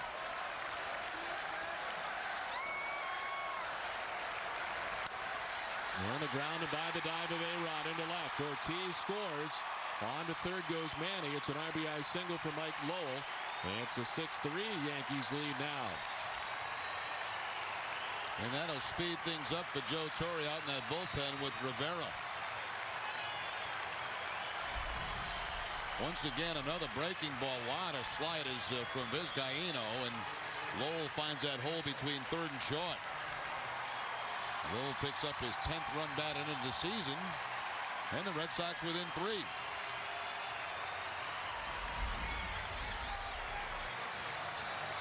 On to Yevis, out to the mound again to talk to Vizcaino.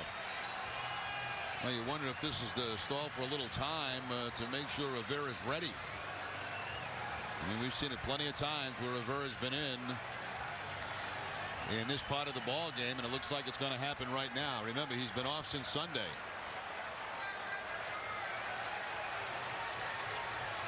Well, in this instance, Joe Torre will be looking for 5 outs for Mariano Rivera as he brings him on with 1 out here in the last of the 8th, and the Red Sox back within 3 now. It's 6-3 New York. With a pitching change from Fenway here in the bottom of the 8th. Back at Fenway, the Yankees on top 6-3 here in the bottom of the 8th. 1 out into the game is Mariano Rivera. 6th appearance for Mariano Rivera on the season. The record of 1-1, 5.79 ERA. Only 4 2/3 innings, 3 hits allowed, and 3 earned runs. We mentioned that last outing. The walk-off home run to Marco Scutaro. That was at Oakland last Sunday. Jason Varitek, 7 for 25, 1 career home run. Well, the home run for Jason Varitek, his first of the year. Back in the 4th inning, which at the time tied the game 2-2. As a pass to Mariano Rivera, you go back to April of 05, able to take him deep. The only time he's ever taken him deep at the time, give the Red Sox a tie ball game. But of course, the other captain later in that game, Derek Jeter, with the walk-off home run to win it for the Yankees on that day game from Yankee Stadium in April of 2005. And here they match up tonight. Red Sox trailing by 3 as Varitek represents the tying run with 1 out in the bottom of the 8th.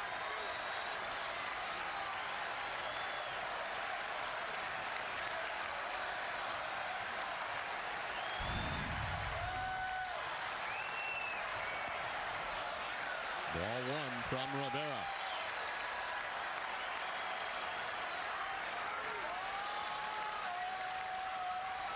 Pettitte not only with the home run tonight, he singled his last time up, a 2-for-3 night.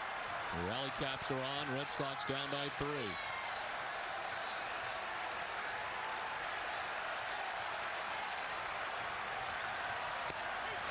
A strike, and it's 1-1 to Pettitte.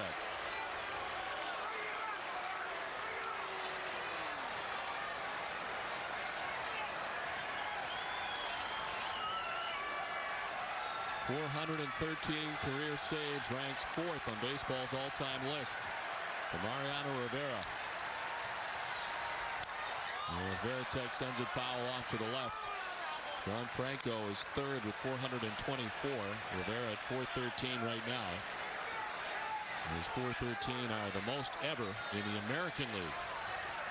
And he's working on the final year of his contract here with the Yankees.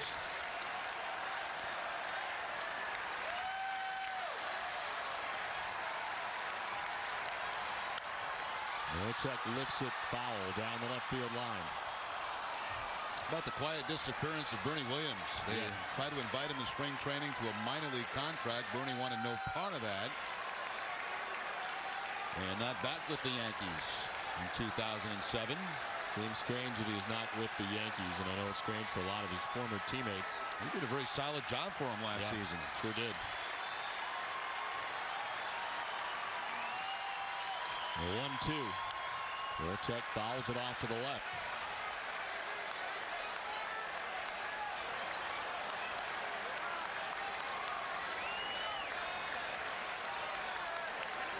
Mariano Rivera has made 203 more appearances than any other pitcher in Yankees history. With 725 total appearances, Dave Righetti is second at 522. So far and away the most for Rivera. To right field and in for a hit for Pettitte. From third comes Manny Ramirez, and it's now a 2-run game, 6-4 Yankees. Third hit of the night for Jason Pettitte. The cut fastball from Rivera stays out over the plate, and Pettitte with the line drive base hit. Big night, the home run. 2 more hits to add to that. A 3 RBI night for Pettitte. You look back at this inning, Don. I thought that Joe Torre was going to have Myers with the lead, pitch to Ortiz, Manny, and then J.D. Drew. But that didn't happen. He got him out of there right after Ortiz, and now into the third pitcher in this inning. Crisp chops it down the first baseline. Around from second base comes Mike Lowell. That's in the corner and trouble. Pettitte being waved all the way around. The Red Sox will tie the score as to third goes Coco Crisp. Back of the Sox in the 8th.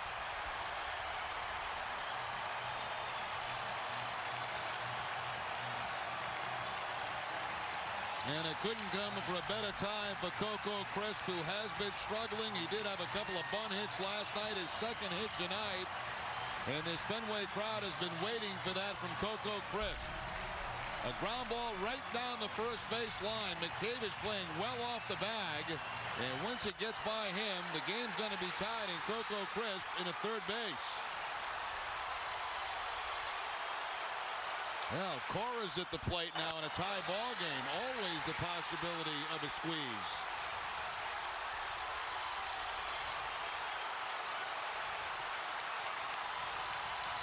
He hit all the way around as Cora bats. And fouls it off to the left. Infield playing in, and Coco on contact was off on that pitch. So any kind of ground ball, looks like he's going to try to score on contact. A 4-run bottom of the 8th inning has tied the score at 6. The go-ahead run 90 feet away for Boston with 1 out in the 8th.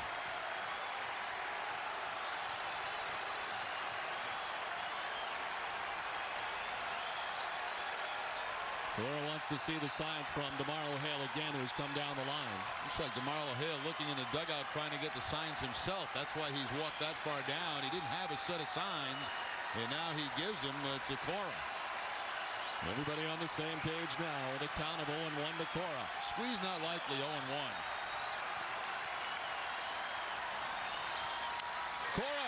to center field. From third comes Chris. The Red Sox take the lead.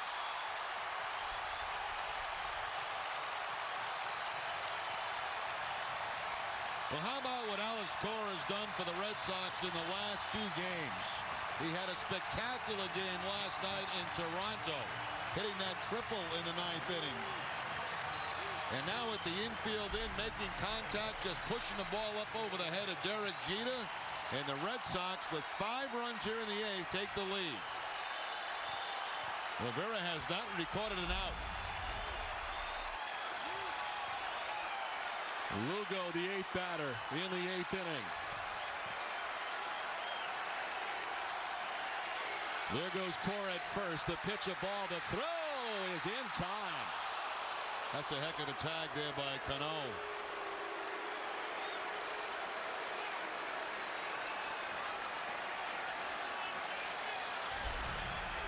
Watch Cano have to come up the first base line to make the catch on this, then slap it down quickly, get the back of Cora before the hand gets to the bag.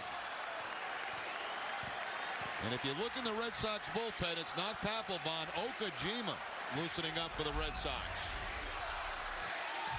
And this one now to the backstop.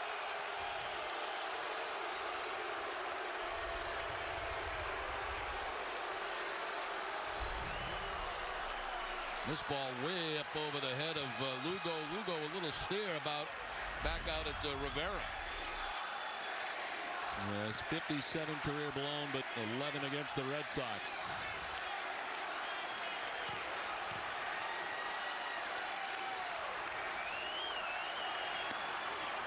And a strike, and it's 2-1 now to Lugo. Now the Yankees will be expecting Jeter, Abreu, and yes, Alex Rodriguez will have a chance. And there's Okajima. We tell you, no Papelbon in this game tonight after working back-to-back nights up in Toronto.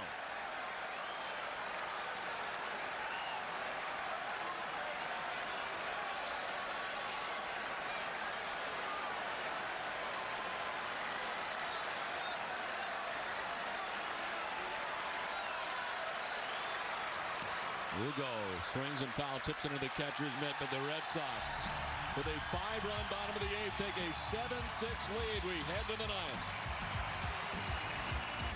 The Red Sox have taken a 7-6 lead with 5 in the 8th. As Kyle Snyder was warming up in between innings, Okajima was not quite ready. So after a few warm-up tosses, Terry Francona came out and took Snyder out of the game. And Hideki Okajima now into the game to pitch the 9th without Jonathan Papelbon available. Well, think about this now for Okajima, right? The guy that's got all the attention is Daisuke, obviously. Okajima in his first Red Sox-Yankees rivalry game, and here he is trying to close out a ball game because Papelbon is not available. See the numbers over the last 3 games. Struck out 6 of 8 batters he's faced. So altogether 8 strikeouts in 6 2/3. This is the 7th appearance for Okajima. This is quite a story.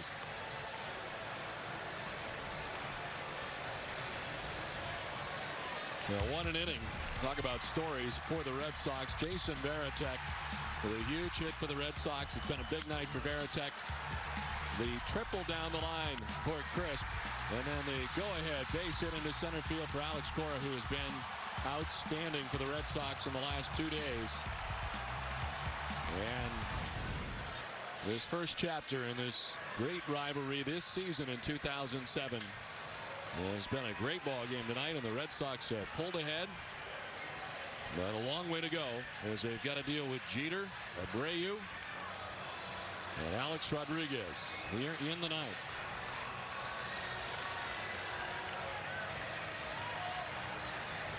Hideki Okajima.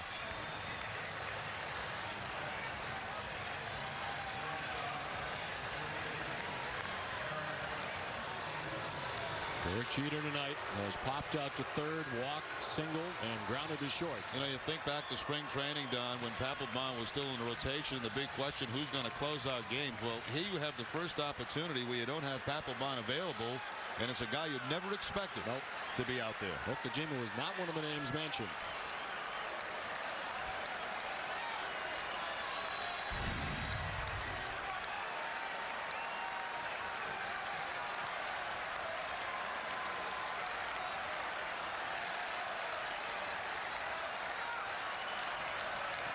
This one bouncing in. Red Sox got 7 tonight from Curt Schilling. Touch for 5 runs. J.C. Romero in a third, giving up a run. Kyle Snyder 2/3. And now Hideki Okajima pitching the 9th.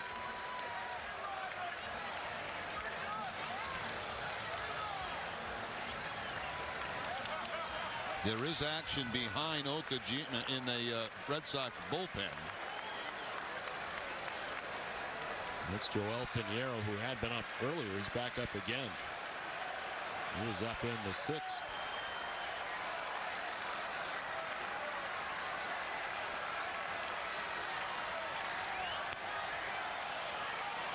That's behind Jeter, 2-0.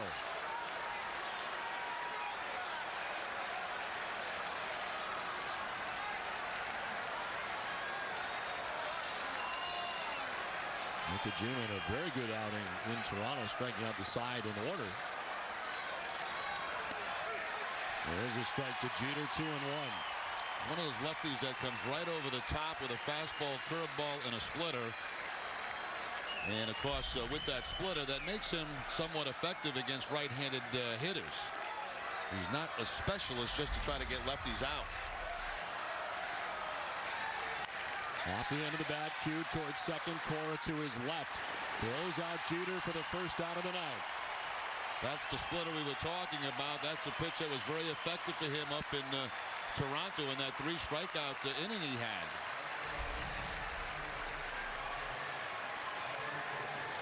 Not a lot of dip to this one, but certainly toward the end of the bat for Derek Jeter. Jeter's looking toward the left side of the infield, but the ball's shooting to second base.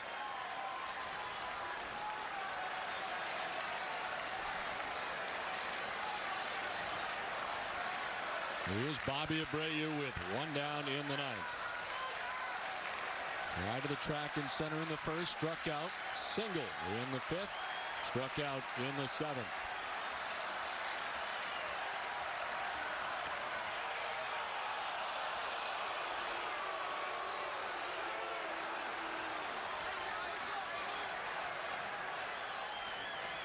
Saw the 41 saves for Hideki Okajima in Japan. But here, getting his first taste of Red Sox Yankees. Blows it by Abreu that time. 1-1. A fastball at about 88 miles an hour. Again, Okajima not overpowering by any means with his fastball. He says he's going to have a heart attack. 1-2 as he jumps ahead of Abreu. That's the splitter again from Okajima.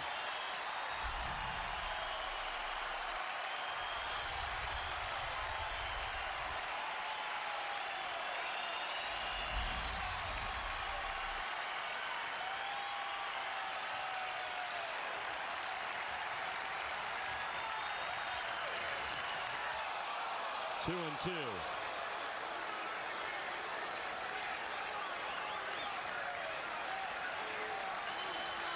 Okajima able to get Jeter for the first out of the 9th. He deals with Abreu now. A-Rod next.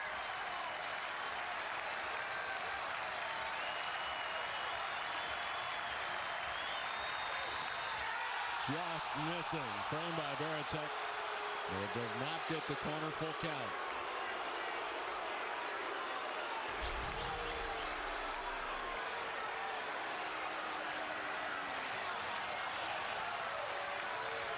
I don't think Abreu would have had an argument if it had been called on strikes. Daisuke wanted that one.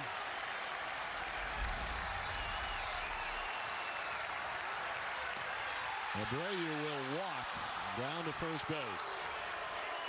Now this will be interesting. Do you stay with Okajima? You got A-Rod coming to the plate. Pinheiro. A-Rod 4 for 25 against Pinheiro, but it looks like Terry's going to stay with Okajima.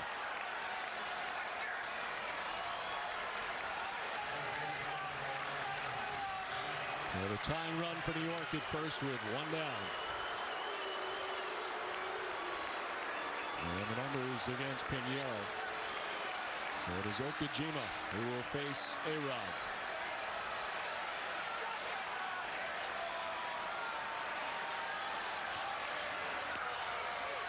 strike to Rodriguez. He fly to the warning track in the second inning, but then homered in the fourth and in the fifth. Now this was really his show until the last inning by the Red Sox.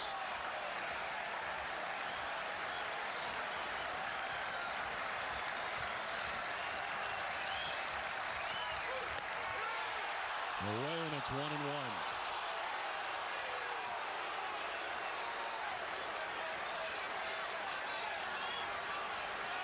It was an amazing 12 home runs in the first 15 games of the year. We mentioned the walk-off victory yesterday against the Cleveland Indians. 2-1.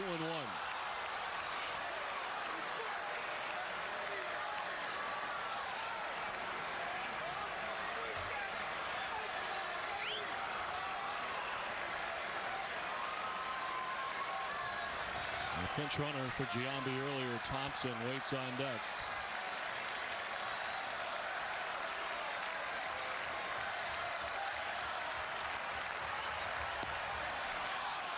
Three and one.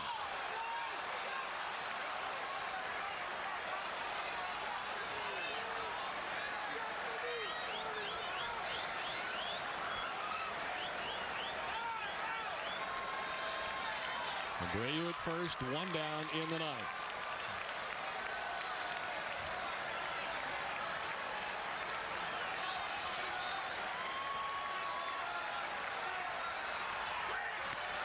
The strike. A-Rod thought he had ball four. No giving in with the fastball led to A-Rod on the 3-1 count. Okajima goes to the curveball to pick up strike two.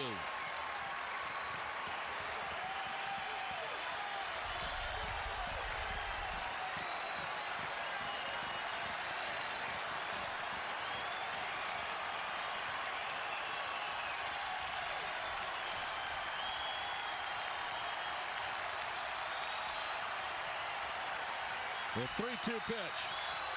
Rodriguez bloops it to second. Cora's got it. Looks the runner back. A-Rod is gone. 2 down in the ninth. Jammed him just a little bit, didn't he, with that fastball? A-Rod puts it on a line, but a soft line drive to second base. So a 3-2 fastball. That right about at the label, a little above the label.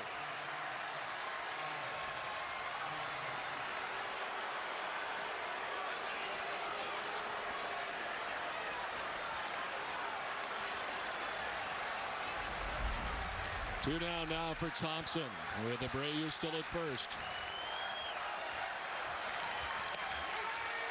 Strike one to Thompson. Evan Thompson pinch ran for Giambi in the eighth. 1 for 3 so far in the season.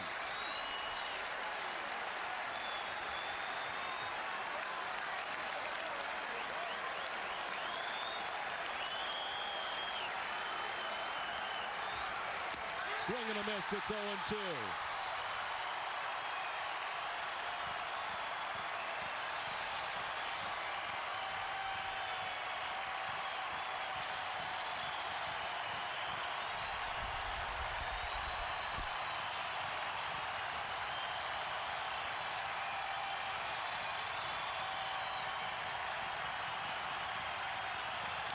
Thompson stays alive as he grounds it foul over by the Yankees dugout.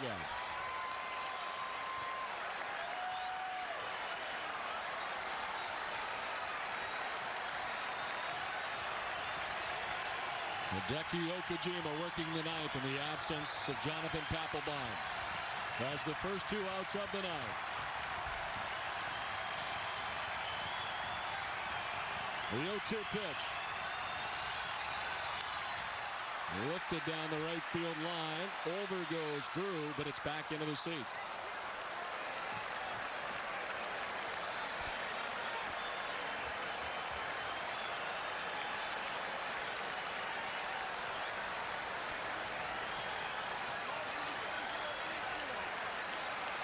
The Red Sox score 5 times in the bottom of the 8th. They'll try to grab their first win of the season against the Yankees.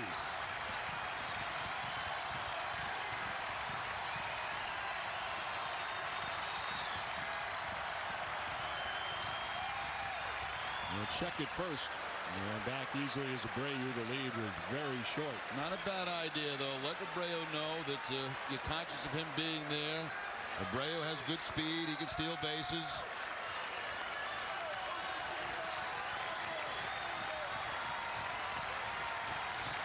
The 0-2 pitch.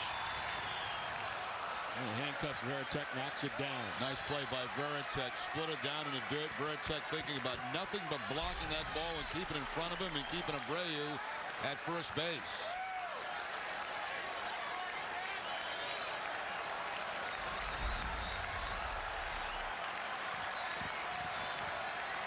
Okajima's thrown 21 pitches here in the ninth.